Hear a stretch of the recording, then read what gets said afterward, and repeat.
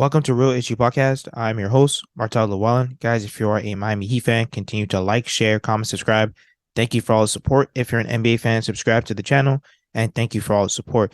So the Denver Nuggets coach, Mike Malone, said, as I told our team, forget the 8th seed stuff.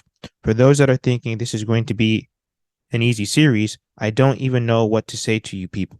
This is going to be the biggest challenge of our lives. I think he's right. And this is how you know that he's a really good coach. He's definitely giving all the respect to the Miami Heat. People have to realize is that, in my opinion, I think a lot of these playoff teams, they got beat by the Miami Heat because they didn't respect the Miami Heat. They looked at them as the easy sweep because they were the 8th seed. They were terrible during the regular season. But people don't realize is that the Miami Heat, in terms of their culture, and I know a lot of people like to throw that word around in terms of culture, but the way that this team is built internally, it's made for the playoffs. They're not built to break. They show up in the brightest lights. It doesn't matter who's on the court. They're going to give you 110%, and they're going to try in every single way in the game of basketball to beat you in terms of rebounding, defending, scoring, defense. It doesn't matter what it is. They're going to play 110% into Coach Spo's system. And Mike Malone is right. This is not going to be an easy series. I know that a lot of people are saying that the Denver Nuggets are going to blow up the Miami Heat. My opinion, the Miami Heat, they're here for a reason. They beat the 1 seed. They beat the 2 seed. They beat the Knicks. They're here for a reason. I know that they have a great offense. They have the 2-time MVP in the Joker. I think he's definitely going to be a challenge. Jamal Murray, I think he's playing some of the best basketball.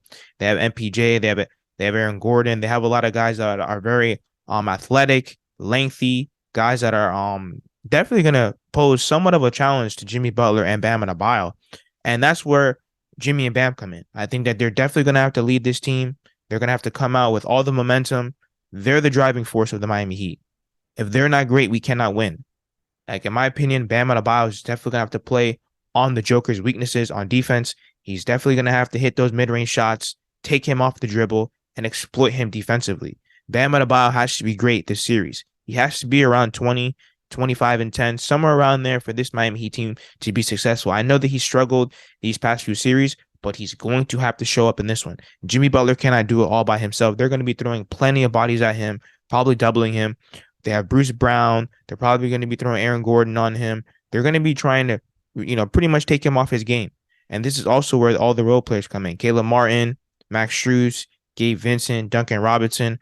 Same thing with our bigs, where I'm hoping that either Kevin Love or Cody Zeller can at least give us decent minutes, because once again, it's going to be very hard for Bam Adebayo to be guarding Nikola Jovic, for that long.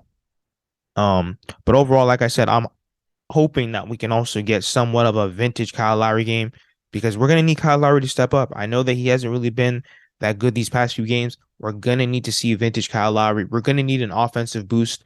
We're going to need some type of an X factor from somebody, and I'm hoping that it's Kyle Lowry. You know what I mean? Because Kyle Lowry said that he's a champion. He said he wants to win. He said he came here to win. So I'm hoping that he's going to be aggressive. I'm hoping that he's going to look for a shot. We can't afford a passive Kyle Lowry, in my opinion. But let me know what you guys think in the comments. Like, share, comment, subscribe as we continue to push to 2,000 subscribers.